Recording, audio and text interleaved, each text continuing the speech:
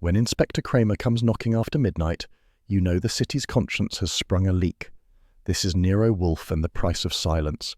Where in the world are you listening from tonight? Subscribe so you never miss the next mystery. Nero Wolfe and the night Cramer asked for help. The phone rang at 12:43 a.m, and for once I knew it wasn't the sandwich calling. I'd just settled on the couch in the office, nursing what was left of a ginger ale, and watching the last of the rain smear the brownstone windows like the city was trying to erase itself. Wolfe had retired upstairs an hour ago, leaving me with the peaceful hum of the refrigerator and the quiet dignity of solitude. A fragile balance, instantly murdered by that phone. "Yeah?" I said, figuring it'd be a drunk wrong number or one of those charming citizens who think the police are an answering service. What I got instead was a voice that sounded like gravel soaked in whiskey. "Goodwin? It's Cramer." Now, that's not a sentence that pairs well with midnight. "Inspector," I said, "you realize there are laws against disturbing a private citizen after hours unless he's been murdered or elected." "Cut the comedy," Cramer growled, though the growl lacked its usual caffeine. "I need to see Wolfe. Now." That was worth sitting up for. "Inspector, it's nearly 1 a.m. The great man's at rest, the orchids are dreaming, and Fritz will stab anyone who rings the bell before sunrise." "Then wake him," Cramer said. "It's important." There was something in the way he said that word. Flat, desperate, like a cop standing on the edge of something bottomless. It made me hang up slower than usual. I stared at the receiver, half expecting it to melt. I climbed the stairs and knocked once on Wolfe's door. His voice, deep and disapproving, rumbled back. "Archie, it is after midnight." "Yes, sir," I said, "but we've been summoned to the court of the improbable. Inspector Cramer just called. He wants to see you right away." A pause, then a faint creak of bed springs. "He what?" "Asked politely," I said. "No yelling, no threats, just please." I nearly dropped the phone. Another silence, then the sound of him shifting, perhaps sitting up. Phooey. Either Manhattan has frozen solid or the world's axis has slipped. "Want me to tell him you're out communing with orchids?" "No. Tell Fritz to prepare brandy. And, Archie, if this is a prank, I shall consider dismissal an act of mercy." Cross my heart. He sounded human. By the time I reached the ground floor, Fritz was in the kitchen doorway, eyebrows at full alert. "Mr. Goodwin, who is ringing at this hour?" "Inspector Cramer," I said. "And before you faint, he's coming peaceably." Fritz's lips tightened as if that made it worse. "Then I shall fetch the good brandy. It is the only antidote." When the bell rang at 1:03, the rain had thickened to a whisper.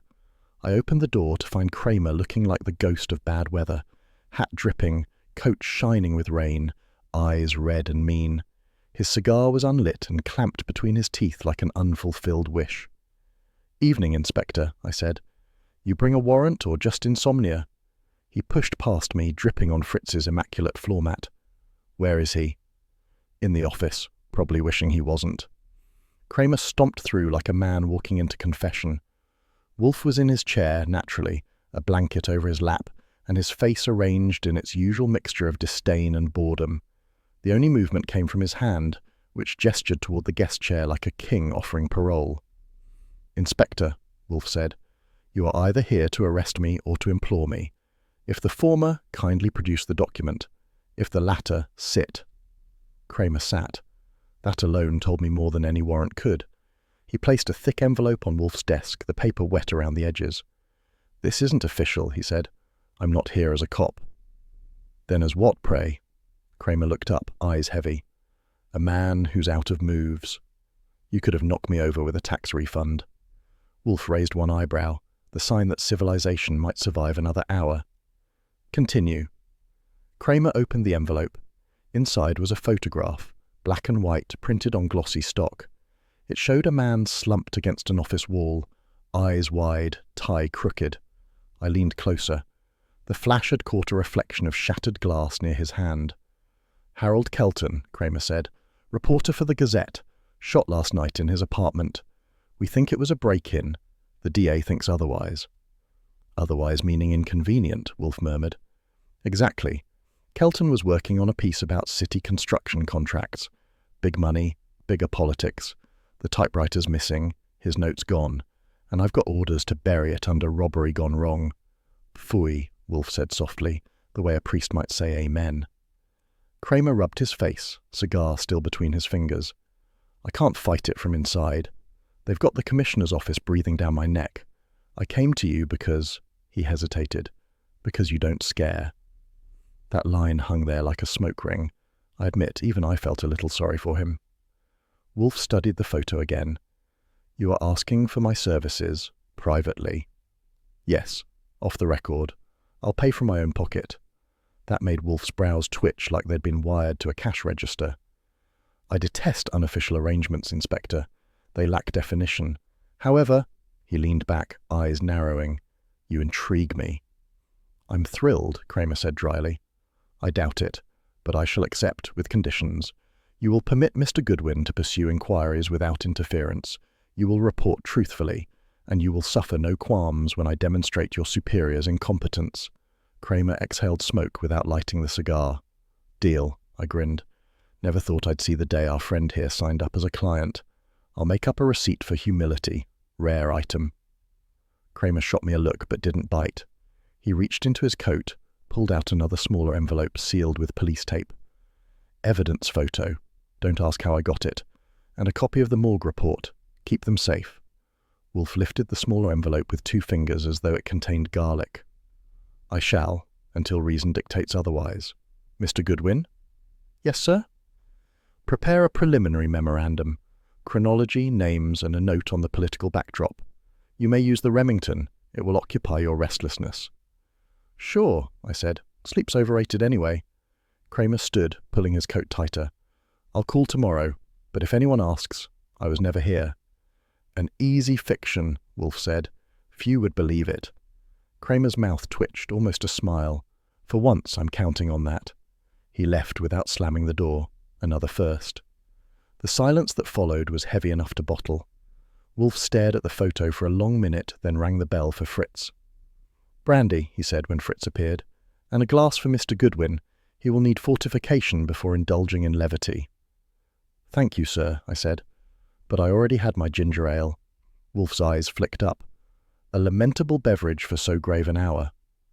Fritz returned with the tray, 2 snifters, gold light trembling in them. Wolfe lifted his carefully. Archie, it appears the inspector has lent us his conscience for safe keeping. We must handle it gently. I took a sip. If we're babysitting Cramer's conscience, does that mean we get hazard pay? Wolfe ignored that. The man is desperate. Desperation, properly observed, is the most honest state of human behavior. It will yield results. Sure, I said. And here I thought honesty was a crime in this town. He sighed, the kind that sounded like a paragraph in Latin. Archie, there are times when your levity is tolerable. This is one. Make use of it sparingly. I raised the glass. To Inspector Cramer, the man who blinked. Wolfe's lips almost curved. Indeed. Now go to bed. Tomorrow we pursue a ghost who trafficked in truth. He turned his chair toward the wall, signalling that the court of Wolfe was adjourned. Fritz gathered the tray. I switched off the light, letting the rain reclaim the soundscape. As I climbed the stairs, I looked back once at the office. Wolfe, motionless in the half-dark, the photograph glinting on his desk like a mirror that remembered too much. Whatever Harold Kelton had written, it had scared someone enough to kill him, and scared Inspector Cramer enough to come begging in the night. I went to bed thinking about both, and wondering which was the rarer event. At 9:30 sharp, I was staring at the New York Gazette building and wondering whether Truth still had an office in the joint or had moved to cheaper quarters uptown. The place looked respectable enough. Brass doors, cigarette haze, the smell of ink and deadlines thick as gravy. But the murder of one of their own had flattened the usual newsroom hum to a funeral drone. You could hear typewriters hitting the keys like gilt tapping on tin. Lon Cohen spotted me before I made it to the city desk. Goodwin, I thought you only showed up when Wolfe needed column space for his ego. I'm here for your other department, I said, the one that publishes corpses. Lon's grin wilted. Kelton, yeah. The boss says we're not touching it beyond the obituary. He leaned on his desk, lowering his voice. He was working a contract racket story. City Hall money flowing through private hands. We're talking construction deals, maybe political campaigns, and someone didn't want it finished. I nodded. Cramer told us about the break-in. Missing typewriter, missing notes. Sounds like an editorial policy. Erase the evidence. Lon's eyes flicked toward the glass office up front, where an editor in suspenders was pretending to read. You didn't hear it from me, Archie, but the word came down fast, real fast. No follow-ups, no leaks, no names. That last part had Wolfe written all over it, his favourite scent, censorship. A typist rolled by with a stack of proofs. I caught sight of a woman at the reception desk, sleek, brunette, the kind who could make gossip sound like scripture. Her nameplate read, Mabel Quincy. I decided my investigative duty required contact.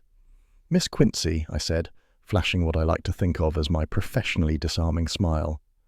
Archie Goodwin, Private Investigations. I'm following up on Harold Kelton's work schedule. Her eyes widened. Oh, you're that Goodwin, Mr. Wolfe's assistant. That's the rumour. Care to confirm or deny? She hesitated, lowering her voice. Mr. Kelton was always so nice. He'd bring me coffee, call me kid. The night before she swallowed, he had an argument, right here, with that publicity man, Alton Deems. I only caught the end of it. Deems said something about ruining careers, and Kelton said, I'd rather ruin yours. I made a note.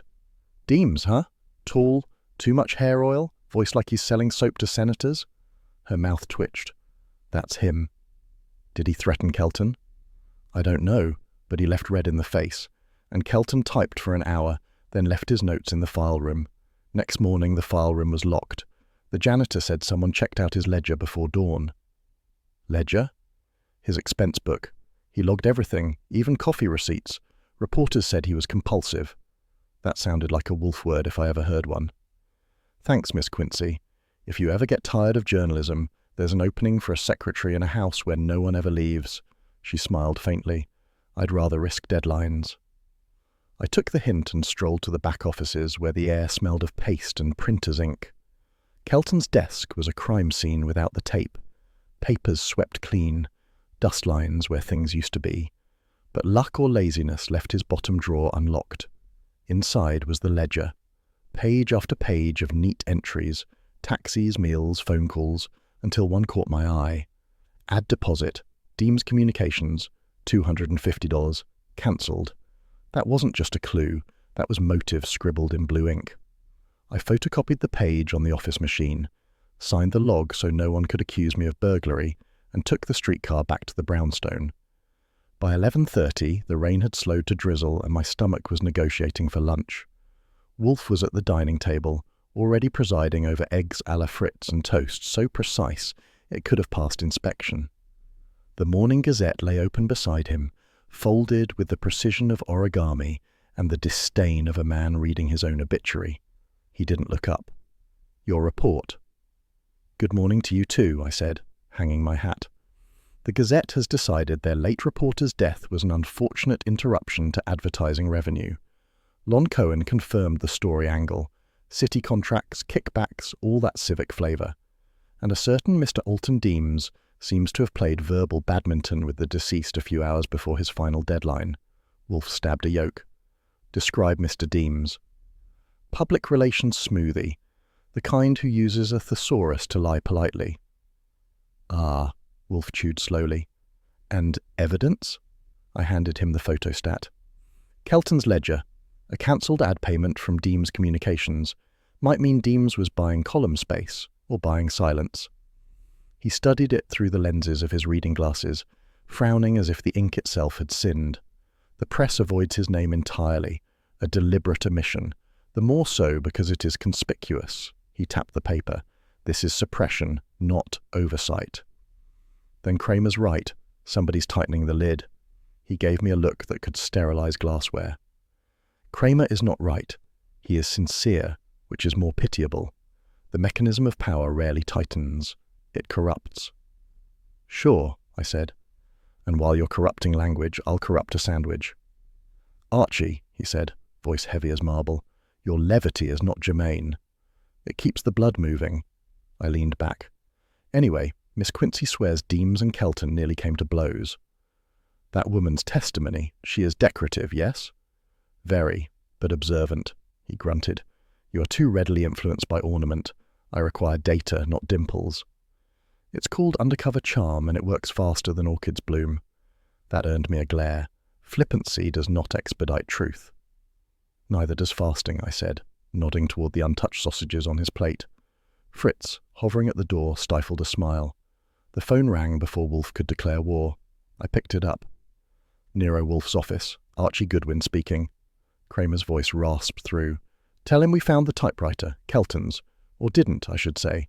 It's missing, the whole damn thing. I covered the receiver. It's Cramer. The typewriter pulled a disappearing act. Wolfe's eyes flicked up. An abduction of words, he said. Cramer heard him. Yeah, and maybe the killer needed new stationery. Tell him to keep his metaphors to himself and stay out of my crime scene. I'll relay it lovingly, I said, hanging up. Wolfe wiped his mouth with the patience of a saint in exile. Inspector Cramer remains linguistically challenged. He's also short a murder weapon and a typewriter. Wolfe pushed his plate away. Both are instruments of expression. The killer silences through erasure, a most revealing psychology. Revealing how?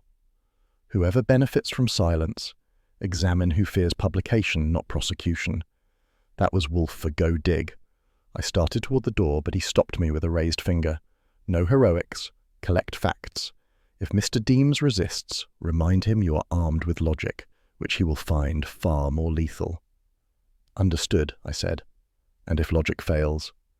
Then use your deplorable charm, I saluted. That's my major. By mid-afternoon, I returned with a belly full of diner coffee and a notebook full of nothing useful, except a gossip snippet from a copyboy who claimed Deems had been in the newsroom the morning after Kelton's death. He'd asked to review the obituary wording, which was like a wolf volunteering for sheep census duty. When I relayed that, Wolfe was back in his chair, surrounded by the scent of orchids drifting in from upstairs. He listened, eyes half-closed, fingers steepled. So, he murmured, Deems returns to supervise erasure. The press complies, the police comply. Only Inspector Cramer rebels, and, by contagion, us. Meaning? He opened his eyes. We are now editors of truth, a distasteful occupation. I grinned. Don't worry, boss, you'll look good in ink. He ignored that and reached for the bell cord. Fritz appeared, tray in hand, the picture of silent readiness. Coffee, Wolfe said. For Mr. Goodwin, who apparently subsists on sarcasm and caffeine. Coming right up, sir, Fritz said, gliding out. When he was gone, Wolfe turned back to me. Prepare a memorandum for Mr. Cohen. Request copies of Kelton's last 3 submissions and any drafts concerning city contracts. Phrase it courteously, but insist on completeness. On it, I said, reaching for the Remington. The keys clacked like tiny accusations while Wolfe dictated, every word a brick in his verbal fortress. Outside, the drizzle thickened again, smearing the afternoon light into grey. As I finished typing, Fritz reappeared with the coffee and a plate of almond cookies, the only sweets allowed to trespass during work hours.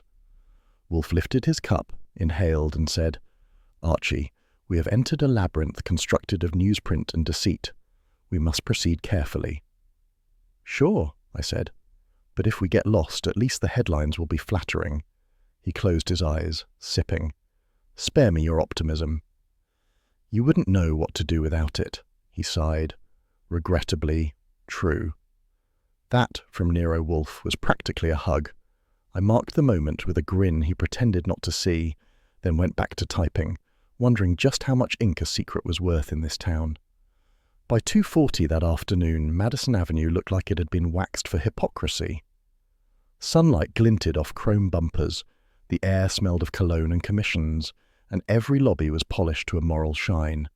If honesty had an office on that block, it would have been for rent. I checked my reflection in a brass door, decided my tie passed for respectable, and rode the elevator to the 12th floor where Deems Communications sold reputations wholesale. The receptionist was platinum, efficient, and uninterested, 3 traits that usually mean no. I gave her my best disarming grin. Archie Goodwin, Gazette. Mr. Deems expecting me. She didn't blink. He didn't mention it. Then he's testing your initiative. That got me 5 seconds of doubt, enough to slip through the frosted glass door before she could reload protocol. Alton Deems' office could have doubled for a campaign poster. Photographs of mayors, governors, and a senator or two smiled down from mahogany walls.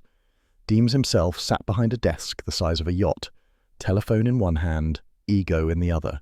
He was mid-40s, tanned, slick, and so well-groomed he looked lacquered. When he saw me, his eyes narrowed, the kind of narrowing that bills by the hour. "I'm busy," he said. "Then I'll talk fast," I replied, taking a chair uninvited.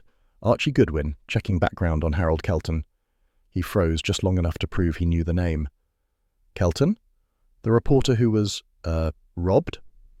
"Among other things," I said. "He was doing a story on city contracts. You ever meet him?" Deems adjusted a cufflink, the left one, and smiled a salesman's smile. "Casually? Press luncheons, that sort of thing. Why?" "Because witnesses say you argued with him the night he died." That wiped the smile. "Utter nonsense. I left town early that evening. Train to Albany." "Nice alibi. Mind if I check the timetable?" He chuckled too quickly. "You reporters never change." "True, but the Gazette might. We're running a follow-up on Kelton's investigation. City corruption, contract rigging, payoff rumours." I let the bait dangle like a worm with lipstick. "If you've got a statement, it could save you from editorial whiplash." He leaned back, studying me. "Mr. Goodwin, you people are playing with dynamite. You print half a name and ruin 10 careers. The city needs confidence, not scandal." Kelton thought it needed truth. "That idealism got him killed," Deems snapped, then caught himself. The silence after that was louder than his voice. I raised an eyebrow. "Funny, the police never released that conclusion." He stared, realizing the slip, and reached for the phone like it could dial back time. "This interview is over." "Sure," I said, standing. "But if the Gazette runs your name tomorrow, don't say I didn't offer editing rights." Outside in the corridor, I exhaled the scent of expensive fear. Deems's secretary shot me a glare that could have melted mimeograph ink. I winked, mostly for morale, and hit the elevator. On the street, I spotted Saul Pantzer, leaning against a lamppost wearing his usual expression of patient invisibility. "Well?" he asked. "He's sweating through silk. Follow him when he leaves, no taillights, no arrests." Saul nodded once. "Where to report?" "Brownstone, 6 o'clock. If he buys anything heavier than a steak, call me." Back at the office, Wolfe was lecturing the newspaper as if it were a delinquent student. The Gazette headline about Kelton's murder used 12 words to say nothing. He folded the page with surgical disgust. "Mr. Goodwin," he said, "I trust your day has not been wasted entirely." "Define wasted," I said. "I met Alton Deems.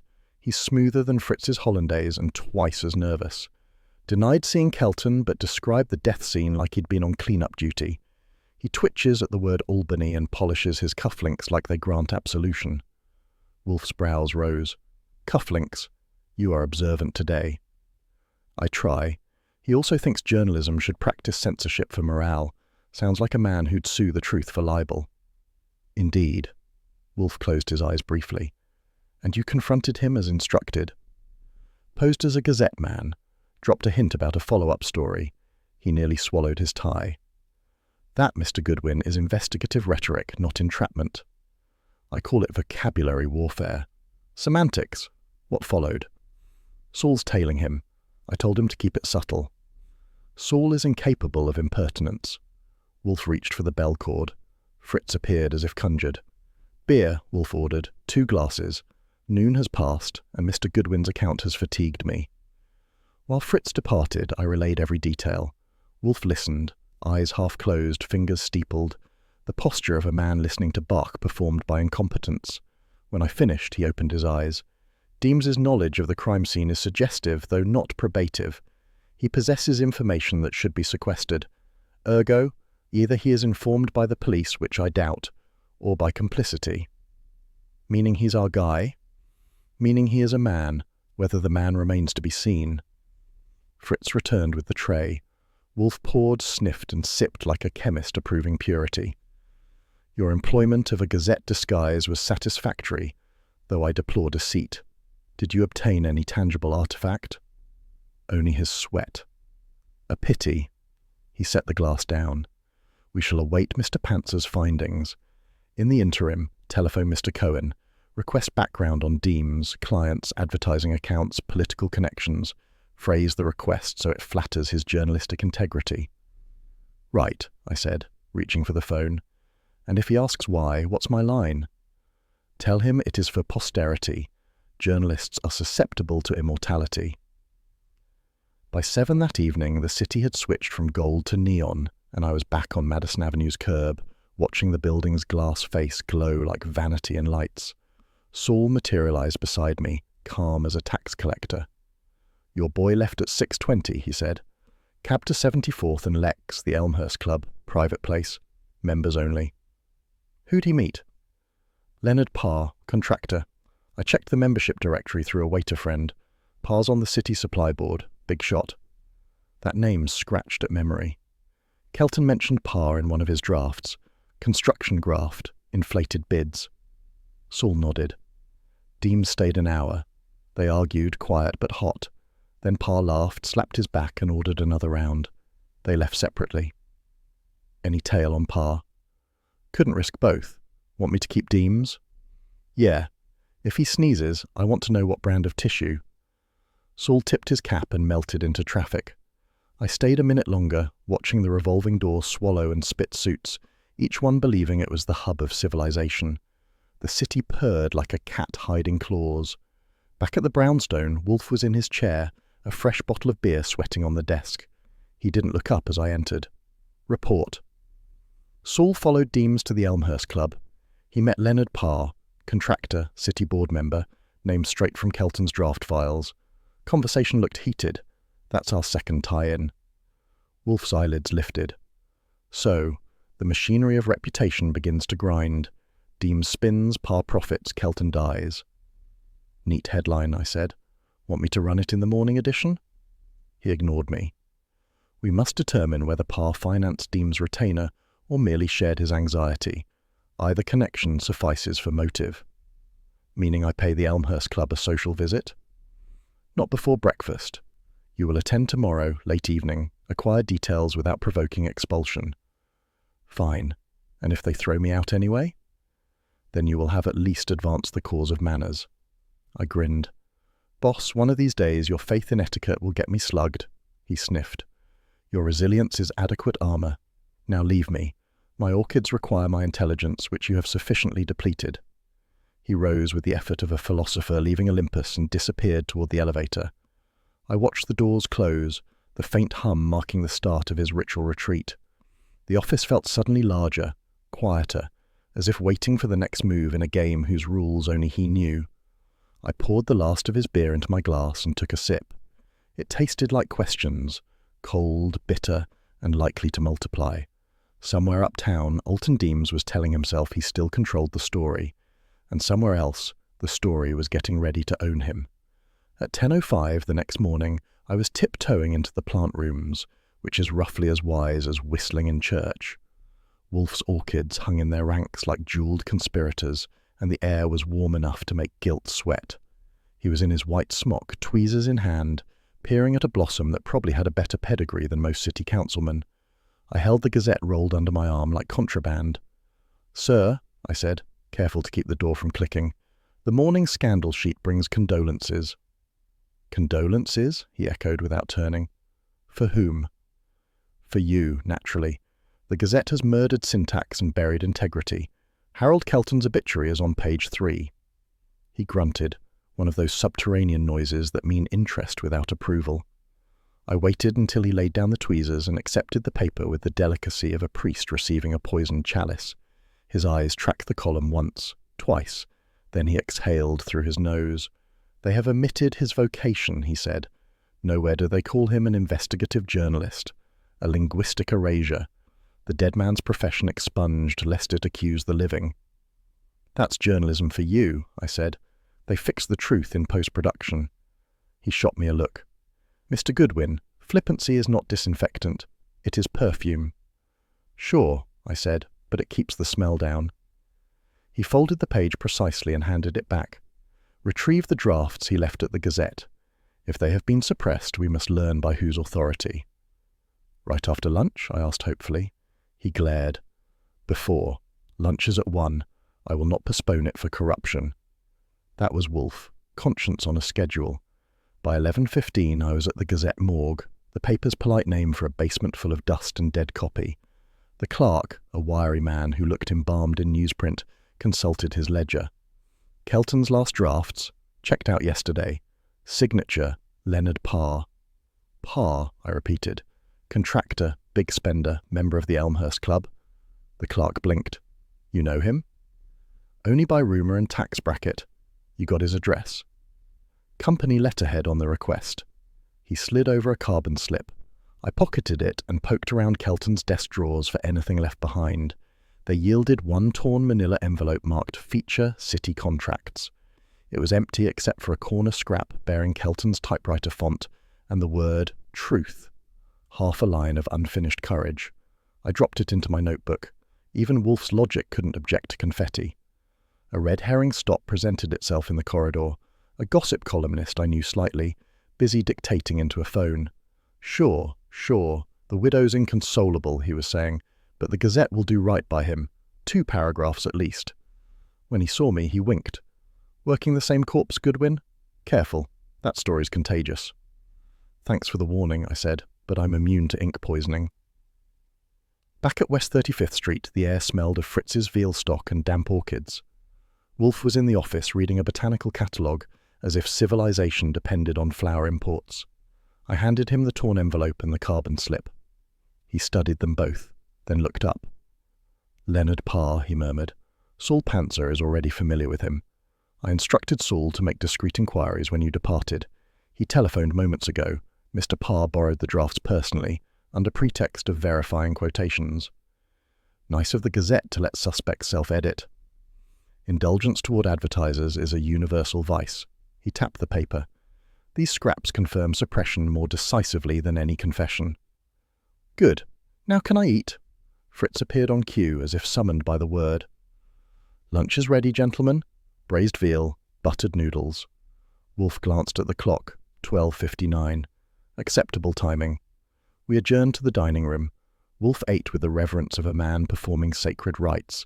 I concentrated on maintaining pace before the sauces cooled. Halfway through the second course, the phone rang in the office. I started to rise, but he lifted a hand. Finish your meal, Archie. Hunger breeds haste. When we finally returned, Fritz hovering with the coffee tray, I took the call. Cramer's voice came through gravelly as a side street. Tell Wolfe the DA doesn't like his nose in Kelton's case. Then tell the DA to buy perfume, I said. Cute. And tell Wolfe if he keeps meddling I'll have to make it official. I relayed that word for word. Wolfe's response could have curdled cream. Inform Inspector Cramer that I am neither subservient nor subordinate to ignorance. Cramer heard. The line crackled with suppressed profanity, then went dead. Wolfe leaned back, eyes half closed. He is frustrated. When honest men are shackled by bureaucracy, they turn to us and resent it. You make it sound noble. It is merely human. He gestured toward the scrap on his desk. Kelton's word, truth. He was interrupted mid-sentence as we are mid-investigation. Both ellipses must be completed. At 4 o'clock, Wolfe vanished to the orchids for his evening communion. I used the time to phone Saul. Any luck on Parr? Plenty, Saul said. He's nervous. Spent the afternoon burning paperwork, probably invoices. He told his secretary he's dining out tonight. Club business. The Elmhurst Club again? Right. Keep him in sight, Saul. Wolfe wants every crumb. When I hung up, the office felt heavy with steam and orchids. I sat at the typewriter, banging out notes for the day. Obituary omissions, stolen drafts, false signatures. Each line made the pattern clearer. Truth erased, paper by paper. At 5:50, the elevator hummed. Wolfe returned, smelling faintly of humidity and triumph. The Paphia Pedalum Philippinense has opened, he announced, an event of greater moral consequence than a dozen editorials. Sure, I said, but I'd still rather smell ink than fertilizer. He ignored that and sank into his chair. You will compile today's notes into a memorandum. Send photostats of the torn envelope to Mr. Cramer, an olive branch, lest he think us obstructive. Generosity at wholesale, I said, typing. Anything else? 2 letters, one to Mr. Cohen requesting the official newsroom borrowing log, one to Leonard Parr requesting an appointment tomorrow morning. Phrase both with the courtesy due to guilty men. Got it. He regarded me for a long moment, the corners of his mouth softening. You have managed, Mr. Goodwin, to pursue investigation without egregious impropriety today. Commendable. That's practically affection coming from you. He grunted. Phooey. I smiled and kept typing while he reached for his beer, the bottle already sweating from Fritz's attentions. Outside, the city dusk thickened to newspaper grey, and somewhere an editor was striking Kelton's name from another headline. Wolfe took a long pull from his glass and murmured, almost to himself, "Orchids outlive gossip, Archie. Their fragrance is memory without distortion." "Maybe so," I said. "But in this town, gossip gets the front page." He didn't answer. The orchids upstairs were blooming, the ink downstairs was drying, and between them sat Nero Wolfe, half scholar, half executioner, deciding which would last longer. If you ever want to see civic corruption in a tuxedo, the Elmhurst Club is the place. By 9:30 that evening, Saul and I were standing under its awning, pretending to be impressed by the marble lions that flanked the entrance. Inside, the air was thick with cigar smoke, money, and the kind of laughter that only comes from men who can afford other people's mistakes. I'd swapped my usual hat for a columnist's grin. Wolfe's orders were simple: blend in, listen, and don't get thrown out before dessert. Saul, in his flat cap and waiter's vest, was already invisible, a natural talent of his. My job was to circulate among the city's gilded parasites without catching fleas. Leonard Parr held court near the head of the long mahogany table, a contractor with a belly full of roast and a conscience on vacation. The placard on the dais read, "Friends of Civic Progress." I figured that was short for, "The civic's been robbed, let's split the progress." Waiters poured champagne, a string quartet sawed away at something sentimental, and the room shimmered like a crime in candlelight. I grabbed a martini from a passing tray and leaned toward a pair of lobbyists discussing budgets. "Progress costs money," one said. "It costs other people's money," the other corrected. I kept my smile polite and my ears open. Then I caught a whisper that froze my drink halfway to my lips. 2 tables down, a voice hissed, "Kelton had the negatives." It came from a woman, a blonde with press credentials tucked discreetly in her purse, seated beside Parr. The name card read, Claire Tolland. She had the alert look of someone who'd spent too many hours waiting for a flashbulb to go off. Parr muttered something back, low but sharp. She paled. Whatever he said, it wasn't about photography. She pushed her chair back too quickly, bumping a waiter, and headed for the cloakroom. I followed, careful to look bored. Wolfe's voice echoed in my head. "Observation precedes deduction. Rash pursuit invites indigestion." I aimed to split the difference. At the cloakroom, she fumbled for her coat, hands shaking. When she turned, she nearly ran into me. "Excuse me," she said, eyes wide. "No harm done," I said. "You dropped your matchbook." I held it up, smiling as if I wasn't about to memorize it. The gold lettering read, Hotel Halcyon, and below that a penciled 512. She blinked, realizing too late what I'd seen. "That's not mine." "Sure," I said. "I collect room numbers for a hobby." Her lips parted, but whatever retort she had drowned under the hum of the club band starting a new tune. She clutched her coat and hurried out the side door to hail a cab. Saul, right on cue, detached himself from the bar and drifted after her like a friendly ghost. I stayed another 10 minutes to keep up appearances, chatting with a councilman about zoning laws I didn't understand, and a debutante about drinks she definitely did. By 10:15 I'd had enough civic progress for one lifetime. Outside, the night air was cold enough to sober the truth. I hailed a cab and rode back to West 35th Street, the matchbook warm in my pocket. Wolfe was in the office, a mountain of disapproval behind his desk. Fritz had just brought in a tray with beer and cheese straws, which meant I was either late or about to be lectured. He didn't look up from his book when I entered. "Your report, Mr. Goodwin." "I attended a dinner of civic benefactors," I said, hanging my hat. The only thing they were benefiting was each other. Leonard Parr presided, looking smug enough to be guilty on principle. There was also a lady photographer, Claire Tolland, pretty, nervous, and apparently holding a set of negatives our dead reporter used to own. That got his attention. "Negatives?" "Yes, sir. I heard her say, quote, Kelton had the negatives. Then she bolted like honesty at a committee meeting." He frowned. "Did you follow?" "I delegated. Saul's tailing her now. She dropped this." I slid the matchbook across the desk. "Hotel Halcyon, room 512. Wolfe studied it like it might sprout legs. A hotel, unfortunate. Such places abound in privacy and crime. Sometimes both in the same bed, I said. He ignored that. Mr. Parr, fat, content, and buying rounds like a man celebrating immunity. I didn't push him. Tonight was about ears, not elbows. Wise. He sipped his beer, eyes distant. Miss Tolland's panic suggests possession of evidence, visual proof of the corruption Kelton pursued. If she retains it, her life expectancy is regrettably brief. I can call Saul, tell him to keep her breathing. Do so, and instruct him to secure the negatives should opportunity permit. Intact, not interpreted. I dialed. Saul answered from a phone booth, his voice steady. She's checked into the Halcyon, room 512, just like the matchbook. Lights on, curtains closed, no company yet. Keep her in sight, I said, and don't let anyone else check out early. Understood. The line clicked. I turned back to Wolfe. If she's got the goods, that makes her target number 2. He nodded, lips thinning. Indeed. These men of progress would not hesitate to advance from bribery to murder. Pfui. Then maybe we move first. Patience, Archie. Rashness is the province of fools and heroes. I employ neither. Flatterer. He gave me a slow look that might have been amusement or indigestion. You will call Inspector Cramer in the morning. Tell him that Leonard Parr's name has reappeared in the periphery of Kelton's death.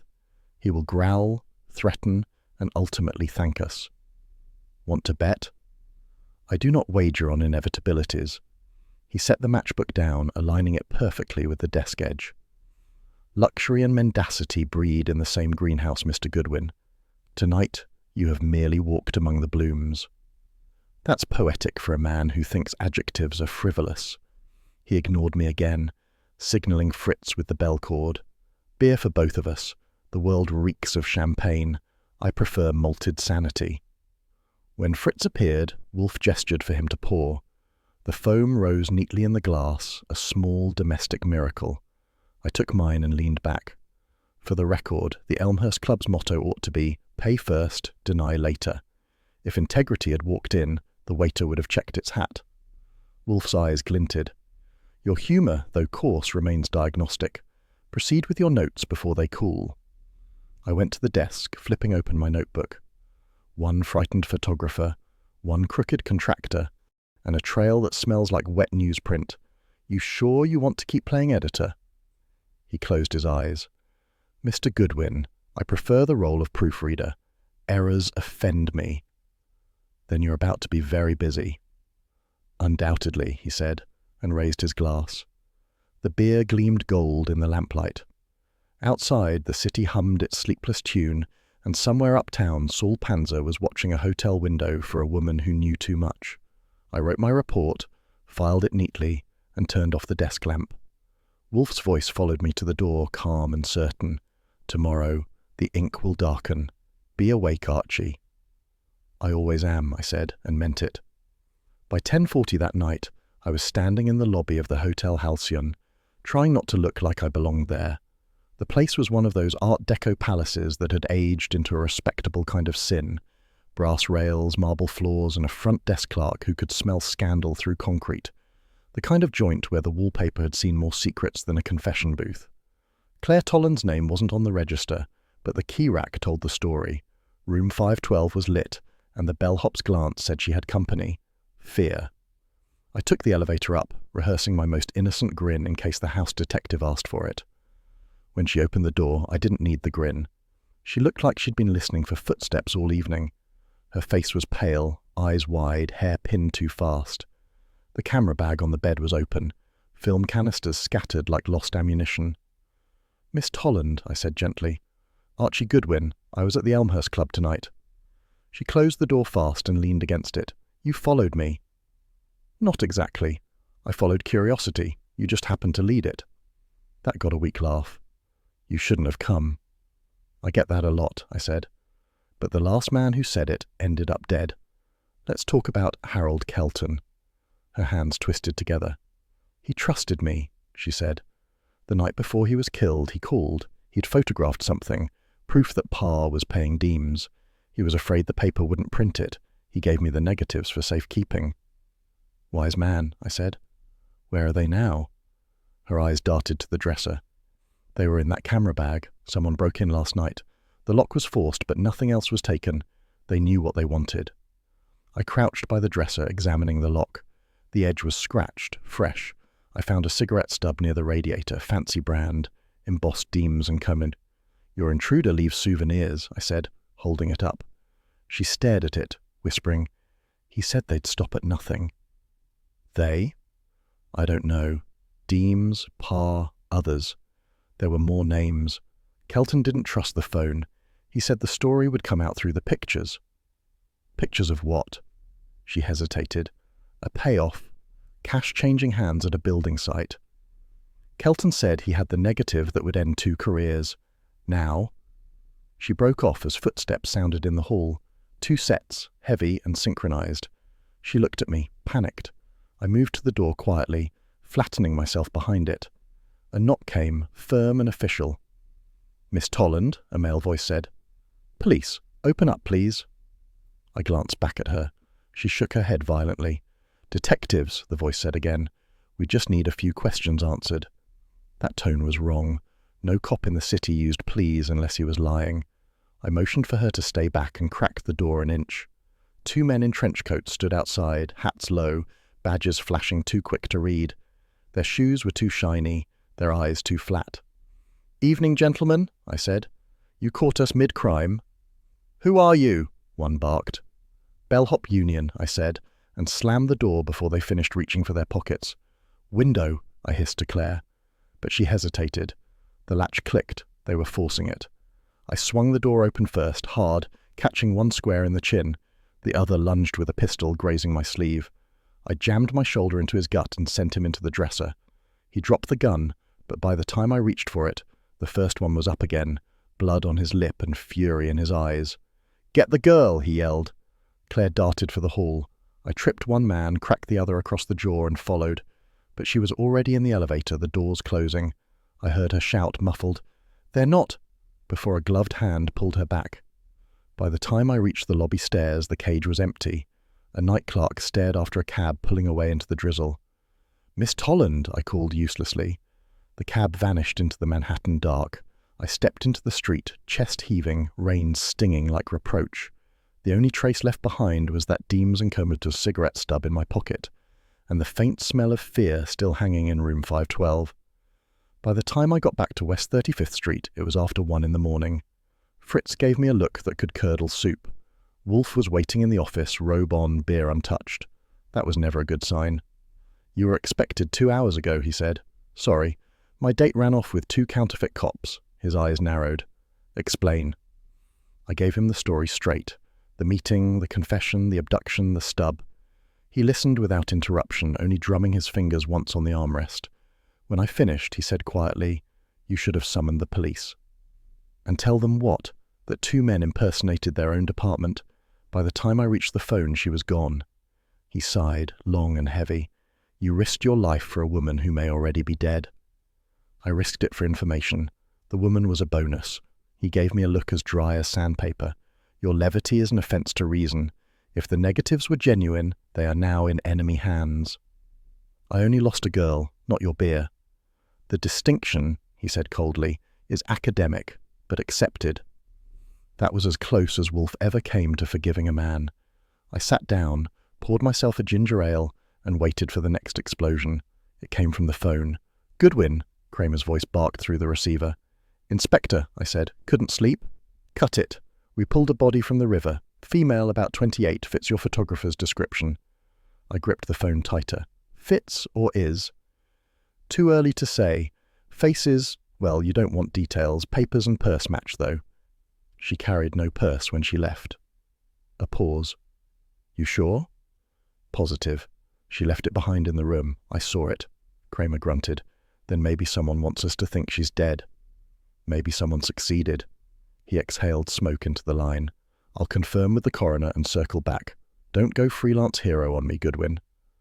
"When I do, you'll get the bill," I said, and hung up. Wolfe was watching, eyes heavy. "Dead? Maybe, maybe not. The ID's soft, the timing's wrong, and the killer's too tidy. I'm betting she's alive." "On what grounds?" "Call it intuition." "Phooey. Intuition is the refuge of those unwilling to reason. Sure, I said, but it's also what gets me out of bullets. He leaned back, closing his eyes. You will rest until morning. At 9, telephone Mr. Panzer. Have him investigate the halcyon discreetly. I shall review the circumstances during orchid hours. Mind if I start now? I do. I knew that tone. Lecture concluded. Fritz appeared, collected the untouched beer, and gave me a sympathetic nod. I turned toward the door, pausing long enough to say, if she's dead, we're looking at a murder with perfect timing. And if she is not, Wolfe said without opening his eyes, we are looking at a game of illusion, and I despise illusionists. He dismissed me with a flick of the fingers. Upstairs, the rain was steady again, the kind of drizzle that hides footsteps and erases trails. Somewhere out there, Claire Tolland, or her ghost, was holding the truth in her trembling hands. I just hoped I'd find her before the river did. At 11:30 the next morning, the doorbell made a sound like guilt, short, sharp, and out of place for daylight.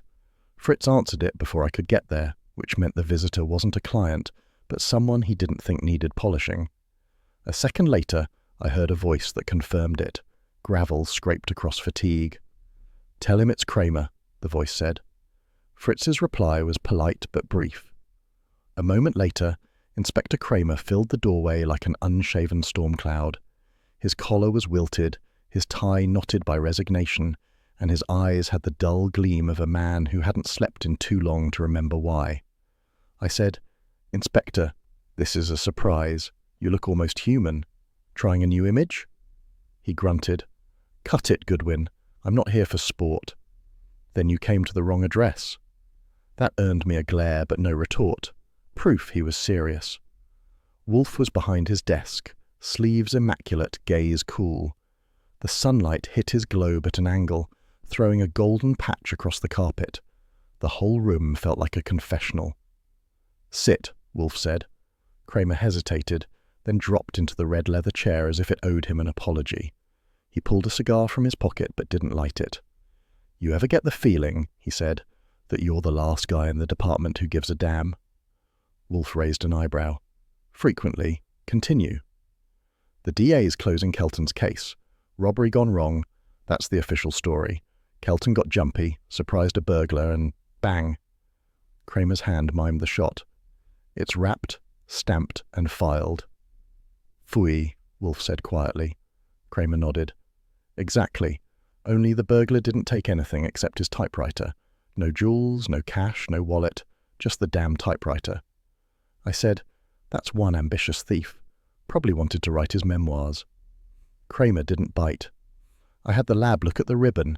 Only half a page was typed. It ends mid-sentence. The price of silence is... He stopped, staring at the floor. The silence that followed was heavy enough to make the orchids upstairs wilt in sympathy. Wolfe's voice was gentler than I'd heard in months. You know it was murder. Yeah, Cramer said, but knowing isn't evidence. The commissioner wants it buried. The DA says no jury'll touch it without a weapon or a witness. And the press, he broke off with a short laugh. The press already printed the burial notice. Then why come here? I asked. He looked up, weary but defiant. Because I'm out of moves, and because Wolfe owes me a few headaches. Maybe he can spare one. Wolfe leaned back, steepling his fingers. You are asking me to investigate further. I'm asking you to do what I can't, Cramer said. Find something solid before they sweep the rest under the rug. And, he paused, before more people wind up in the river. That last word hit the room like a dropped file.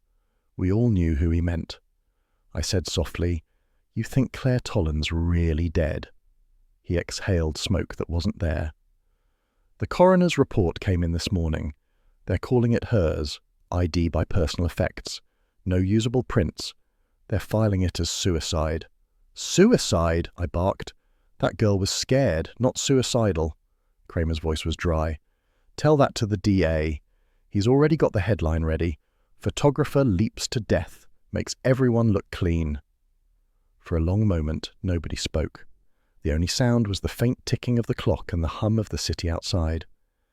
Wolfe finally reached for the bell cord. Fritz appeared with the precision of good prose. Beer, Wolfe said, for 3.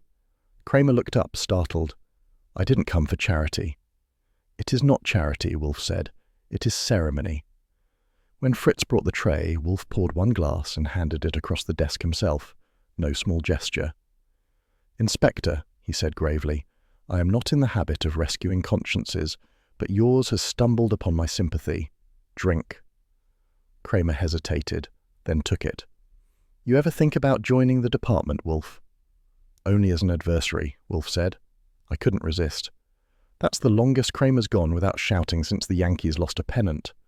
Wolfe gave me a look that was half reprimand, half indulgence. Mr. Goodwin, silence is golden. In your case, it would be platinum. Cramer's lips twitched. Leave him be, Wolfe. He's earned the right to run his mouth now and then. God knows he's usually right when it counts. That was as close to affection as Cramer ever got. Wolfe said, You have done your duty, Inspector, even when your superiors have not. That alone absolves you. The rest, he gestured toward the desk blotter, is our responsibility now. Cramer frowned. You talk like you've already decided. I have. Mr. Goodwin and I will pursue the matter until the facts, like lilies, rise from the mud. Lilies, I said. That's new. Usually it's orchids. They are both flowers of death, Wolfe murmured. Cramer finished his beer in one long swallow, set the glass down carefully, and stood. You know, Wolfe, sometimes I wish you were wrong just once. It'd make my paperwork lighter. I sympathize, but the universe rarely grants such relief. Cramer reached for his hat. All right, Wolfe. You get me something solid, I'll reopen the file, but if this goes south, the DA will crucify us both.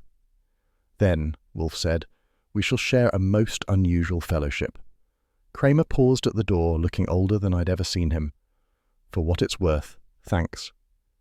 Accepted, Wolfe said simply. When the door closed, the office felt suddenly too quiet.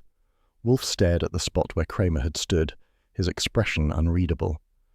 Well, I said, that was downright touching. If this keeps up, you two will be exchanging Christmas cards. He shot me a glance. Archie, your cynicism is your least charming trait. It's my most reliable one, I said. What's next?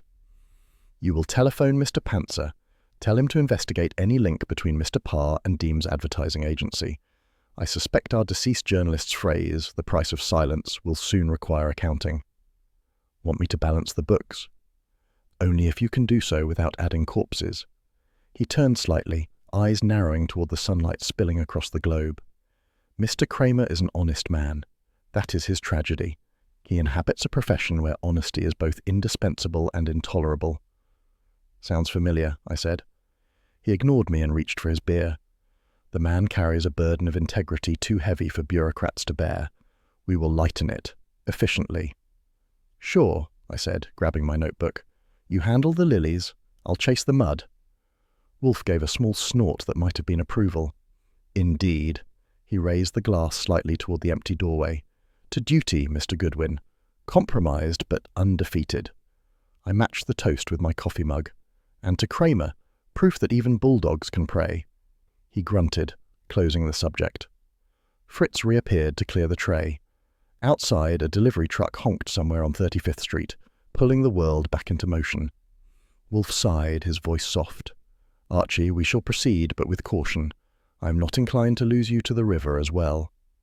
That one landed, quiet, unguarded, genuine. I gave him a grin. Don't worry, boss, I float better than truth. Let us hope, he said. He turned to the orchids upstairs, and I reached for the phone to call Saul.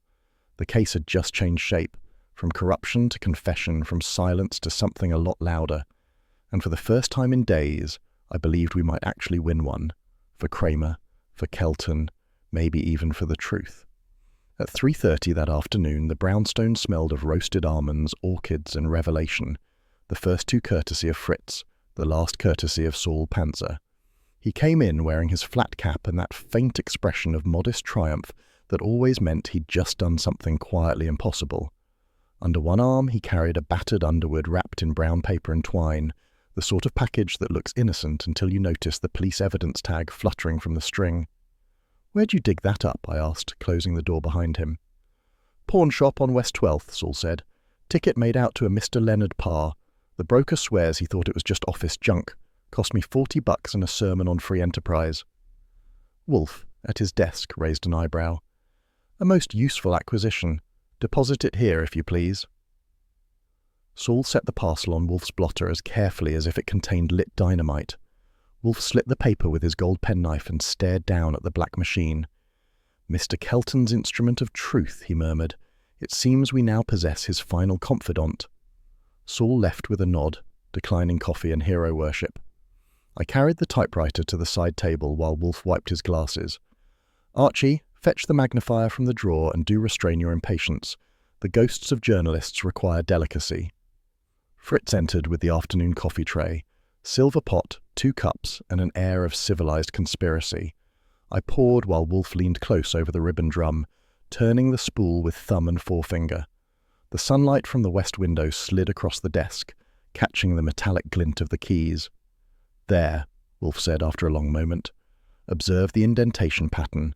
Kelton's final sentence began, 'The price of silence is,' and continues faintly, 'here.'" He shifted the angle of light. "You see the impression?" I squinted. "Looks like a G, maybe gain or gilt. No, wait, glass? That doesn't make sense. The price of silence is glass." "Indeed." Wolfe straightened, satisfied.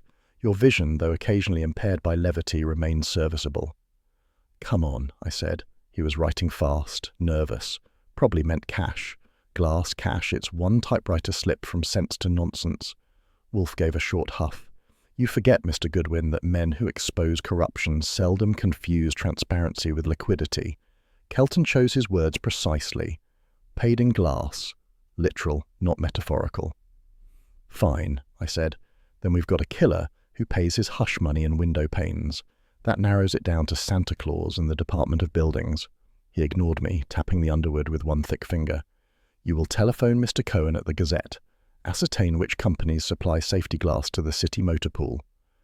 "That'll go over big. He loves calls that sound like subpoenas." "Then phrase it as curiosity. Your charm may yet justify its expense." While I dialed, Wolfe sat immobile, eyes closed, building mental scaffolding. Fritz moved silently about the room, setting fresh coffee beside him. The orchids upstairs were due for their evening worship, but I could tell Wolfe would be late. When genius catches a scent, it forgets the clock. Lon Cohen answered on the third ring, his newsroom clatter bleeding through the line. "Gazette," Cohen speaking.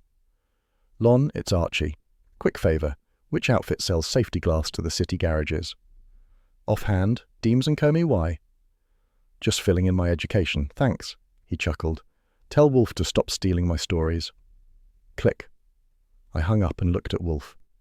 Guess who supplies the city with unbreakable glass? Our old friend Deems and Comey Kelton wasn't misspelling, he was naming names. Wolfe's lids lifted a fraction. "Precisely. Paid in glass. Not metaphor, but method. The bribes were hidden in inflated contracts for safety panels, each invoice polished, each pane reflecting corruption." "Pretty poetic for fraud," I said. "So Parr's construction firm bills the city, Deems inflates the supply cost, they split the surplus, and Kelton caught them in the reflection." Wolfe nodded once.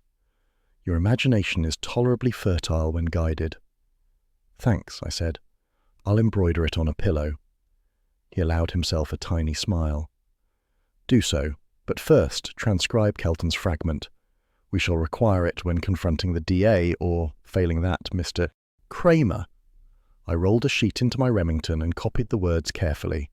"The price of silence is paid in glass." The phrase looked harmless enough on paper, like a riddle written by an honest man in a dishonest world. Wolfe pushed back from his desk. "Fritz, the remainder of the coffee, if you please. Mr. Goodwin, you will secure photostats of this ribbon immediately. We cannot rely on the constancy of matter or men." "Saul still in town?" I asked. "He is. You may engage him for discretion." The phone rang before I could move. I answered. "Brownstone, Goodwin speaking." Cramer's voice came through, low and rough. "I heard you pulled Kelton's typewriter out of a pawn shop." "News travels faster than murder." "Just don't make headlines," he snapped. "I'm catching heat already. Whatever you're digging up, keep it away from the press until I can move on it." I covered the mouthpiece. "Cramer says keep quiet." Wolfe's brows drew together. "Tell him our lips are sealed by transparency." I relayed it. Cramer groaned. Lord, I'm dealing with philosophers. Fine, but if this blows, I was never here. Wouldn't dream of it, I said, and hung up. Wolfe sighed. He is a worthy man, strangled by procedure. Still, we shall proceed independently. Truth, like glass, must be tempered by heat. I leaned back, folding my arms. So where's the furnace? In the offices of Deems and Cramer. We shall test their resilience. He reached for his notebook, jotting neat columns of names and figures. I watched him for a minute, then said, "You know, for a guy who hates industry, you're getting pretty fond of manufacturing metaphors." "Phooey," he said. "Language, like glass, serves only when kept clear." "Yeah, but if you throw it hard enough, it still breaks." That earned me one of his sidelong glances, half disapproval, half amusement. "I trust, Archie, that your instincts will remain unshattered long enough to complete this inquiry." "Don't worry," I said. "I bounce." Fritz re-entered, announcing quietly, "Dinner will be served at 8. Wolfe checked the clock, 5 minutes past 4. Then we have precisely 3 hours to refine our deductions before the sauce suffers. To work, Mr. Goodwin. He turned back to the underwood, fingers caressing the keys like a pianist resurrecting a dead tune. I watched him, feeling the rhythm of the case quicken, the dead man's paragraph whispering through metal and ink, the city outside turning its blind glass face toward evening. Somewhere, the truth waited to see who would crack first. The night sky over the East River was a bruise of smoke and flame when Ori and I rolled up to Par Industrial Glass. You could see the glare from 3 blocks away, white furnaces roaring behind corrugated metal, the kind of light that makes angels and arsonists squint alike. The air smelled of soda ash, sweat, and sin cooked to temperature. We were supposed to be labor relations investigators, union men sniffing at rumors of a strike. Ori had borrowed a clipboard and an attitude. I had the same suit I always wear when I expect trouble, the one that already owed me an apology. Inside, the plant was a steel cathedral. Pipes hissed, furnaces glowed, and conveyor belts clattered like chains in a ghost story. Men in masks moved molten glass with 10-foot rods, shaping the city's windows and maybe its secrets. Somewhere above that noise lay our man, Leonard Parr, contractor, civic benefactor, and now, thanks to Wolfe's prophecy, a soon-to-be corpse if we were too late. Ori nudged me. "Supervisor says Parr's been here since dinner. Office upstairs." We climbed the iron stairway. Heat shimmered around us, curling my collar and optimism alike. At the top, an office window looked down over the vats, perfect for a king who liked watching his kingdom melt. The door was ajar. I pushed it open and immediately wished I hadn't. Below the catwalk, in the glare of the main furnace, a body floated in the molten glass, half submerged and burning bright as a meteor. The smell hit next. Sweet, oily, final. Someone screamed. Maybe it was the machinery. I heard Ori mutter a prayer that sounded like a curse. "That's Parr," I said, voice scraping my throat. "I always said big business had a hot side, but this is ridiculous." Ori swallowed hard. "Holy God, you think—" "I think Wolfe called it. He said corruption purifies itself by fire. Guess Parr volunteered." I hit the alarm lever. Sirens tore through the factory. Workers froze mid-motion. Within minutes, the place swarmed with uniforms and plainclothes cops like ants on a dropped sandwich. At the center of it, Cramer appeared, coat flapping, cigar unlit, eyes furious but hollow. He saw me and came straight over. "Goodwin, tell me this is coincidence." "Sure," I said. "Just another civic improvement project." He slipped. Cramer's jaw flexed. "Wolfe said there'd be another body." "And here it is, done to a crisp." He looked at the glowing vat, then at me. For once, tell him he was right. "I'll frame it for him." Technicians were lowering the heat, trying to retrieve what was left of Parr. The red light flickered across faces like guilt caught in the act. I stepped back from the railing, wiping sweat and something else off my forehead. On the grated floor by the catwalk near a fallen wrench, a bit of white caught my eye. I bent and picked it up. A glove, women's, cream-coloured kid, scorched at the fingertips. Cramer saw it too. Evidence? Could be. I turned it over. Could also be coincidence, if your coincidences wear size 6 and carry cameras. Or someone wanted us to think she'd been here. His eyes narrowed. "The photographer." "Claire Tolland," I said quietly. "Only she's supposed to be dead." The inspector's face set like wet cement. "You telling me she's alive?" "I'm telling you someone wants us to think both ways at once, and that glove says she was here when Pa took his last swim." A uniform shouted from below. They'd fished the remains out with long poles. Someone handed Cramer a heat-cracked wristwatch in a pair of tongs. He squinted at it. "Stopped at 9:17 p.m. I whistled softly. 9:17, right around when the papers said that river body was found. He looked up sharply. "You sure?" "Clockwork sure." For a second, the roar of the furnaces seemed to fade under the weight of what that meant. Either time itself was playing tricks, or someone had synchronized an alibi with surgical precision. Cramer turned away, barking orders. I stayed put, staring down at the glowing pit where Pa's empire had liquefied into anonymous glass. The heat licked at my face, and for the first time in a long career of nasty scenes, I felt something slide past the wisecracks. Fear, maybe, or disgust so deep it came out clean. When Cramer returned, his face was grey with sweat and fury. "We'll get statements. You and that jackal Cather stay available, and tell Wolfe, tell him I'm done fighting shadows, he wins." "Inspector," I said, "you're not losing. You're just playing the long game." "Long game, hell. I just don't like being the last to know who's burning my city." He stalked off toward the detectives. I pocketed the glove, careful to note the singed edge. Someone had been close enough to kill or close enough to run. Ori came up beside me, still pale. "You okay?" "Depends. Ask me after I stop smelling barbecue." "Should we call Wolfe?" I nodded. "He'll already know. He always does." By the time I got back to West 35th Street, it was midnight. The rain had started, hissing on the roof like the ghost of the furnaces. Wolfe was in the office, not reading, not dictating, just sitting, hands folded, as if he'd been expecting the door to open at that exact moment. "You have seen him?" he asked. "Seen, smelled, and almost sautéed. Pa's dead, molten glass, Cramer's on site swearing allegiance to your prophecy." "Pfui." He shut his eyes briefly. "An ignoble form of cremation. I detest vulgar symbolism." "Then you'll love this. I found something near the catwalk. A woman's glove. Looks like Claire's." His eyes opened again, sharp. "Describe." I did. When I finished, he exhaled slowly. "Then the masquerade continues. Either Miss Tolland lives and acts under duress, or her likeness is being worn by another." "Doppelganger?" I asked. "Now you're writing pulp." He didn't rise to it. "Mr. Goodwin, you are shaken." "Maybe a little. Pa cooked like Sunday dinner doesn't sit easy." He looked at me longer than comfort allowed, then said quietly, "You are not culpable for infernal chemistry." "Thanks," I said. "That makes it all feel better." "I am serious. Fire purifies nothing. It only conceals what was already corrupt. We shall uncover it, calmly." He reached for the bell cord. Fritz appeared, wordless, bearing a tray with 2 glasses of beer already frosted. Wolfe handed me one, uncharacteristically direct. "Drink. You have earned composure." I took it. The cold hit my palm like reason restored. "To Pa," I said. "May he cool quickly." Wolfe frowned but drank anyway.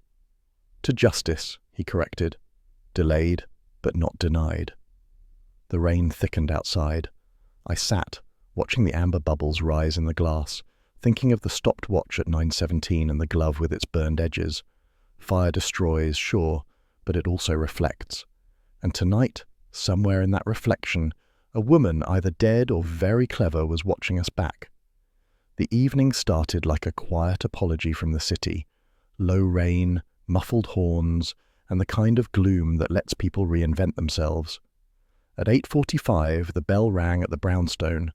I was halfway through typing Wolfe's notes on the glass contracts when I opened the door, and there she stood, Claire Tolland, alive, trembling and wearing the look of someone who'd come back from her own obituary.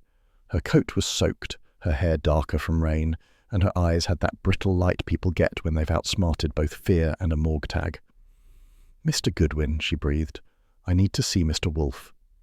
"You, and about half the dead in this city," I said, stepping aside. Come in before someone decides to rewrite the coroner's report." Wolfe was at his desk with Fritz removing the dinner tray, roast duck, red cabbage, and that faint odour of superiority. He looked up, and his eyes, normally as patient as a vault, and flickered. "Miss Tolland," he said, "you appear to be disobligingly alive." She gave a small, exhausted laugh. "Inspector Cramer arranged it. We faked my death, a body from the river morgue, close enough in build. He wanted the men after me to relax, and we fed the press a tidy suicide to help it along." Wolfe's lips curved faintly. Inspector Cramer displaying theatrical acumen. "The apocalypse approaches." Claire sat, clutching a damp envelope. "They've been watching me since Kelton died. Pa promised to protect me, but when he realized how deep Deems was involved, he panicked. Cramer hid me in a boarding house under a false name. They must have planted my glove at the factory to make it look like I'd broken cover. Cramer said it would keep the killers off my trail. Then, well, you know what happened to Pa." I leaned against the wall. "You've got lousy luck in benefactors." She held up the envelope. "These are the real negatives, the ones Kelton made, the ones they killed for." Wolfe extended a hand. "If you please." She hesitated, then surrendered them. Inside were 6 black and white photographs. Wolfe spread them carefully on the blotter under the green desk lamp. The images were ghostly under the light, glass walls, reflections, and 2 men frozen in mid-handshake, Deems and Pa. Deems held a thick envelope. Pa's expression was the kind a man wears when the devil hands him change. "Taken through a window," Wolfe murmured. "Exquisite irony. They bribed each other beneath a surface designed to reveal." Claire nodded. "That office at Deems and Comedy, all glass partitions. I used a telephoto lens from across the street. Kelton told me to keep the negatives until he could go public." "Which he never did," I said. She looked down. "He said if anything happened, the originals were hidden somewhere only a newspaper man would look." Wolfe straightened. "Indeed. Mr. Goodwin, summon Mr. Cohen at the Gazette. Request access to their photographic laboratory. I believe Mr. Kelton employed a mirror in more ways than one." "Tonight?" I asked. "Tonight," he said. "Deems will not wait for dawn to reclaim his reflection." At 10:30, the Gazette building was half asleep, the presses rumbling below like a heartbeat, and the upper floors dark except for the red glow of the photo lab. Saul Pantzer met me at the service door, his cap dripping rain. "Wolfe says the negatives are hidden," he said quietly. "Yeah, and he's betting on a mirror, typical Wolfe, sees truth in reflections and expects the rest of us to find the light switch." Inside, the lab smelled of developer and stale coffee. The red safety bulbs cast everything in a slow, bloody haze. Shadows doubled themselves across every shiny surface. Saul moved like smoke, methodical. I checked drawers, shelves, and trays. Nothing but half-finished portraits and newspaper stills. Then Saul stopped at the wall. "Take a look at this." It was a full-length mirror framed in black metal, positioned to reflect the enlarger station. Ordinary enough, except the screws along the edge were new. He pulled a small screwdriver from his coat and loosened one corner. The mirror came forward with a sigh, revealing a shallow cavity. Inside, wrapped in brown paper and wax seal, were 3 film canisters. "Kelton's originals," I said. "He hid them in plain sight. Literally." Saul grinned faintly. The man had taste. I reached in, but Saul caught my arm. "Listen." Footsteps. 2 pairs, coming fast. We killed the lights. The red glow went out, leaving only the hum of the machinery and the smell of fixer. Voices came through the door, low, sharp, and expensive. "Check the cabinets," one said. "Deems wants it done tonight." We slid behind a stack of drying racks. The door creaked open and flashlight beams sliced the dark room. The men were big, careful, and too polished for night work. Corporate muscle on overtime. I could see the glint of a gun in one man's hand. Saul whispered, "You still carry that pocket flash?" "Sure, but it's for notes, not war." "Good enough." He nodded once, and I clicked it. One burst of light straight into their eyes. Saul lunged, tackling the first man into a tray of developer. I went for the second, caught his wrist, and slammed it against the counter until the gun clattered away. For 30 seconds the room was chaos. Metal clanging, glass shattering, curses bubbling through chemical fumes. Then it was over. Both men down, one coughing on fixer, the other out cold. Saul grinned through the red haze as I flicked the safe lights back on. Developed a negative reaction, he said. Save the jokes for Wolfe, I said, tucking the film canisters into my coat. We've got company coming. By midnight, the brownstone was awake again. Wolfe sat behind the desk like a king receiving relics. I placed the canisters before him. Claire and Cramer stood nearby, the inspector still damp from the rain, cigar chewed flat. Wolfe opened one canister, held the film to the light and nodded. Kelton's hand, perfect. The sequence will verify Deems's bribery with Parr's signature on the payment ledgers. Sufficient to end the pretense. Cramer said, You realize these are chain of custody nightmares. The DA will scream. Let him, Wolfe said. Screams are the music of revelation. Claire stepped forward. Then it's over? Almost, Wolfe said. There remains only to ensure the negatives reach the district attorney intact and that you, Miss Tolland, are no longer a phantom. Inspector? Cramer nodded reluctantly. She'll testify, quietly. My men will guard her until the arraignment. Excellent, Wolfe said. He looked at me and Saul. You have both executed your duties admirably. I leaned against the filing cabinet. You hear that, Saul? He said admirably. We should get that notarized. Wolfe's eyes flicked toward me, a stratagem worthy of recorded history, and your remark, Archie, though characteristically flippant, is accepted as contribution. Translation, I said. We're geniuses, but he still gets top billing. Cramer snorted, lighting his battered cigar. Next time, remind me to fake my death before breakfast, I told him. He grinned through the smoke. You do that, Goodwin. Saves me paperwork. The tension broke like steam from a kettle. Wolfe leaned back, hands folded across his middle, eyes half closed in satisfaction. Gentlemen, and Miss Tolland, tonight deceit has met its reflection, and found it accurate. Claire smiled faintly. Mr. Wolfe, you make truth sound civilized. It is civilized, Wolfe said. Only its custodians are not. At that moment, Fritz appeared, solemn as a bishop, bearing a tray with 3 glasses of beer and 1 cup of coffee for Claire. Wolfe lifted his glass. To reflection, he said. Cramer grunted. And to being wrong for the right reasons, I raised mine. And to the dead, the ones smart enough to stay that way. Wolfe gave me a glance that might almost have been affectionate. Archie, your levity persists like mildew, but tonight I shall indulge it. He took a slow sip, set the glass down, and looked toward the rain glinting against the office window. The case was done. The city would wake cleaner than it had any right to be. And in the glow of the desk lamp, the recovered negatives caught a faint reflection. 2 men frozen forever in the act of buying silence, their truth trapped in glass. By 10 the following night, the rain had found its rhythm, steady, unambitious, and uninterested in anything but soaking Manhattan back into humility. Inside the brownstone, Fritz had finished clearing dinner. The orchids upstairs were dozing under their lamps, and Wolfe's office looked like a courtroom that had forgotten to hire a jury. Cramer came first, dripping rainwater on Fritz's parquet. Then Saul, collar turned up, face calm. Claire arrived with Lon Cohen, the Gazette's pulse still beating in his pencil. Finally, Deems himself, summoned, not invited, walked in behind them with the slow arrogance of a man who believed his money could still buy weather.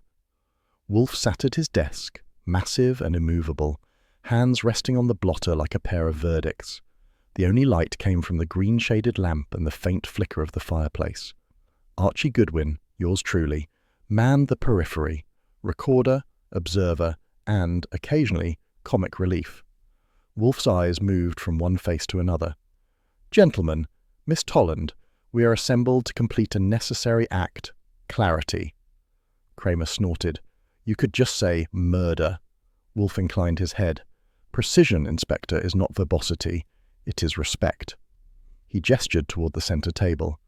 On it lay a folder containing the recovered negatives, their gloss catching the lamplight. Claire's hands tightened on her handbag. Deems's eyes darted toward them like a man recognizing his own gravestone photograph. I will summarize, Wolfe said, voice measured. Kelton, an investigative journalist, discovered that Mr. Leonard Parr received inflated payments through city glass contracts supplied by Mr. Deems's company. When bribery failed to deter him, Mr. Parr was coerced to retrieve the negatives from Miss Tolland.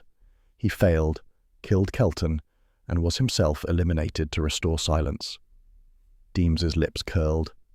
"You've got imagination, Wolfe. Unfortunately, it's not evidence." "Evidence," Wolfe said, "is merely imagination that refuses to die." He reached into the folder and slid a photograph forward. "Here, the original negative, enlarged. Observe, Mr. Deems, the reflection of your cufflink in the glass partition. A trifle distinctive." Cramer leaned forward, cigar forgotten.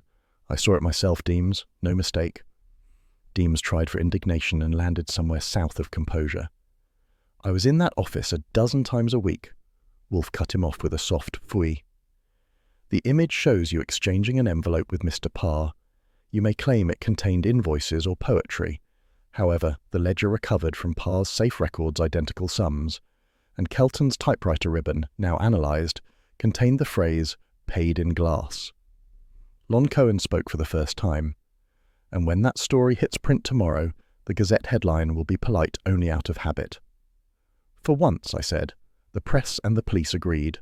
The world was ending. Cramer shot me a look halfway between irritation and amusement. "Keep talking, Goodwin. It keeps him honest." Deems was sweating now. "You can't prove Parr's death wasn't an accident. He fell—" Saul Pantzer's quiet voice cut in. "He was pushed. There were bruises on his forearms, consistent with restraint. Police forensics will confirm it." Cramer added, "And the furnace controls were reset by hand. We checked." Wolfe leaned back, fingers steepled. "You see, Mr. Deems, corruption, like glass, cannot endure pressure. It fractures." For a moment, the only sound was rain ticking against the window panes. Then Deems laughed, a harsh, metallic sound. "You think anyone will believe a dead photographer and a gossip sheet? You're bluffing." "Not bluffing," Wolfe said mildly. "Demonstrating." He reached for a second photograph, one I hadn't seen before. Claire caught her breath. "That's—" "Yes," Wolfe said. "Taken tonight in the Gazette darkroom. 2 of your men attempting to reclaim the hidden negatives. Mr. Goodwin and Mr. Panzer prevented their success." Cramer took the photo, studied it, and looked up slowly. "That's enough for an arrest." Deem's face drained of what little colour money had left him. "You can't—" "I can," Cramer said, rising, "and I will." He signalled to the 2 uniforms waiting in the hall.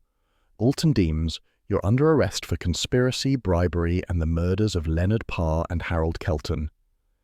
Deems didn't fight. He just sagged, the last of his arrogance melting like sugar in rain. The cops led him out. The door closed. Silence filled the room again, heavy but not hostile. Wolfe reached for the bell cord. Fritz appeared with an efficiency that made orchestras look slow. He set down a tray of chilled beer and 1 cup of coffee for Claire. Wolfe raised his glass slightly. "Inspector, a toast to the endurance of reason." Cramer hesitated, then took his own glass. "I'll drink to reason. It's rare enough in my line." They drank. For a man who pretended to despise ceremony, Wolfe savoured it. I said, "For the record, that's the longest you 2 have gone without shouting since the Yankees lost a pennant." Cramer's mouth twitched. "Keep flapping your jaw, Goodwin. You'll talk yourself into a commendation." "Wouldn't dream of it," I said. Claire set down her coffee, her voice steady now. "So it's finished?" "Yes, Miss Tolland," Wolfe said. "Justice, though imperfect in its instruments, has concluded." She gave a small smile. "Kelton would have liked that sentence." Wolfe inclined his head. "Then let us preserve it for him." Cramer drained his beer and set it down with a soft thud. "Wolfe," he said quietly. "Thanks." The room went still. Even Fritz paused at the doorway. Wolfe looked faintly affronted. "You are welcome, Inspector, though I detest gratitude." Cramer grunted. "I figured you would." He tugged on his coat, cigar between his fingers. "Good night, gentlemen. Miss." When he'd gone, Wolfe leaned back, eyes half closed, content as a sated cat. "Mr. Goodwin," he said, "record the proceedings. Title it The Price of Silence. It will suffice." "Sure," I said. "Want me to include the part where Cramer said thank you?" "Certainly not. No one would believe it." That earned him a laugh from Claire, and even Saul cracked a smile. Wolfe gestured toward the door. "Miss Tolland, Inspector Cramer has arranged protection. You may depart without apprehension. Mr. Panzer will escort you." When they were gone, I turned back to Wolfe. "So, boss, how does it feel to rescue the conscience of New York?" He closed his eyes. Inconvenient, yet marginally satisfying. I poured myself a beer, took the seat across from him, and watched the rain smear the city lights beyond the window. Inside the brownstone, everything was the way it should be, quiet, civilized, and faintly smug. Wolfe murmured, "Archie, I find that men who deceive for profit inevitably dissolve in their own reflection." I nodded. "Yeah, and the rest of us just keep polishing the glass." He grunted approval. "That will do." The clock struck 11. The orchids upstairs waited for their morning. Cramer was probably dictating his report, and Manhattan, for once, seemed ready to sleep. I closed the case file and turned off the recorder. Outside, the rain kept time for the city, but inside, the only sound was Wolfe exhaling contentment, a rare, satisfied beast in his natural habitat. By 6:30 the next evening, the brownstone had the smell of endings, paper ink, chicken fricassee, and rain diluted by twilight. Manhattan was washing its conscience outside, and inside Nero Wolfe was polishing his. The Gazette had run Kelton's exposé that morning under his own byline. The front page screamed, "City Glass Contracts Exposed. Journalist's Final Work Reveals Bribery Ring." It wasn't poetry, but it sold out by noon. Cramer called twice before lunch to say the DA had signed off on the indictments. For once, Wolfe didn't hang up after the second sentence. The orchids upstairs were glowing behind the glass like a second sunset. Wolfe sat in his chair, surrounded by the scent of frangipani and triumph, dictating to me in a tone that would have suited Caesar's memoirs. Paragraph. "It is the melancholy duty of intellect to replace sentiment with precision. Period. New paragraph." He stopped and looked at me. "That will suffice, Archie." "Sure," I said, setting down the notebook. "It'll make a lovely inscription for your tombstone." He ignored that, which was his way of saying I was right but unworthy of acknowledgement. Fritz entered, silver tray balanced like a ceremony, 2 frosted glasses of beer and a plate of steaming chicken fricassee fragrant with tarragon. He set it on the side table and withdrew with priestly silence. Wolfe picked up one of the letters waiting beside the tray. The envelope bore the Gazette's seal. He broke it open, scanned it, and made a sound halfway between a grunt and a sigh. "They offer a retainer," he said, "to be held in memory of Mr. Kelton for occasional consultation." "Nice of them," I said. "The dead can't pay, but their editors can." "I shall accept," Wolfe said, "not for remuneration, but as tribute to accuracy." "Sure, you're not in it for the money, just the precision." He looked at me over the rim of his glass. "Your irony is clumsy this evening." "I'm out of practice," I said. "Nobody's tried to kill me since last night." That earned a faint puff of amusement from him, Wolfe's version of a laugh. He reached for the bell cord, then changed his mind and instead raised his beer. "To integrity," he said softly, "battered but extant." I lifted mine. "In this town, truth sells fewer papers than scandal, but it sure buys better beer." He gave a small nod, the closest thing to applause I ever get. After dinner, Wolfe retreated to the orchids. The office grew still, the air thick with the kind of quiet you can only get after a storm has stopped caring. I sat alone at the desk, sorting notes for the final report. Outside, the streetlights shimmered in puddles like second-hand stars. Cramer's commendation letter lay on the blotter, unopened. The police commissioner had apparently decided Wolfe's assistance to civic justice deserved acknowledgement. Wolfe had decided the city could keep its flattery. He'd said, "A man who serves reason requires no certificate of virtue." My translation. He didn't want to share the credit. I flipped through the case file. Kelton, Parr, Deems, the photographs, the glass contracts, the glove. The words felt like names from another life, already cooling into history. If you stripped the blood and sweat away, the case had come down to one phrase on a ribbon: the price of silence. Funny thing about prices, they're only useful when someone's willing to pay them. The phone rang at 7:15. I let it go 3 rings before picking up.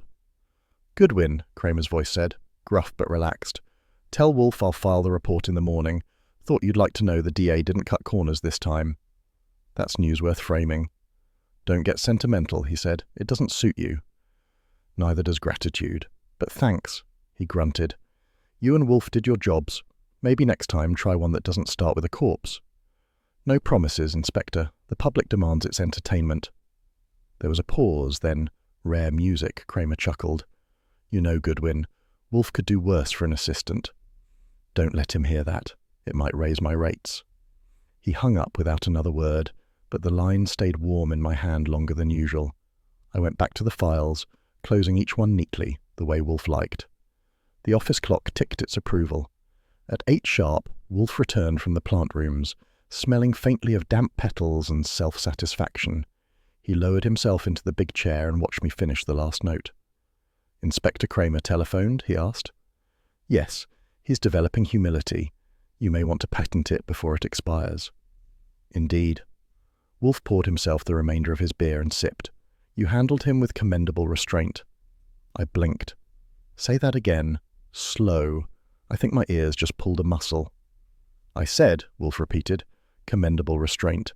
Your forbearance during our interactions with Inspector Cramer was productive." "Well, thank you, boss. That's a standing ovation in Wolfe speak." He frowned but didn't deny it.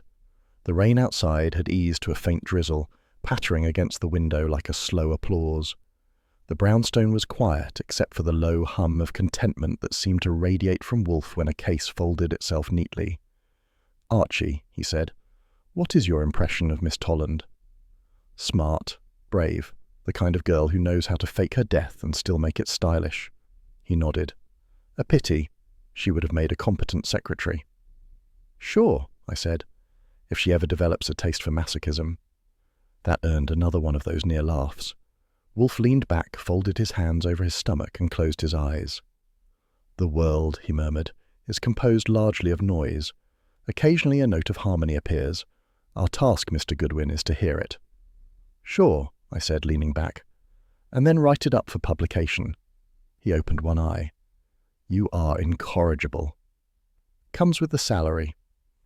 The clock marked 8:45 when Fritz came in for the last round. Coffee for Wolfe, ginger ale for me. The air smelled of roast almonds and paper ink. Outside, the storm had given up and left the city rinsed and shining. I finished typing the final line of the report and slid it into its folder. Case closed. Deems versus the City of New York. Wolfe set his coffee down, lifted the folded Gazette beside him, and studied the front page again. "The words outlive their authors," he said quietly.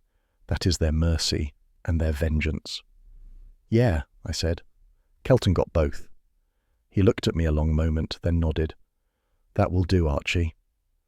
I turned off the desk lamp, leaving only the soft reflection of the orchids above, hundreds of pale blooms glowing like ghosts that preferred elegance to haunting. Wolfe raised his cup once more. "To integrity," he said again, this time almost to himself. Battered, but extant. And for once, I didn't answer with a wisecrack. Outside, the rain stopped altogether. The city sighed, the brownstone exhaled, and somewhere between the silence and the steam of the last cup of coffee, another case of Nero Wolfe's intellect was filed under complete.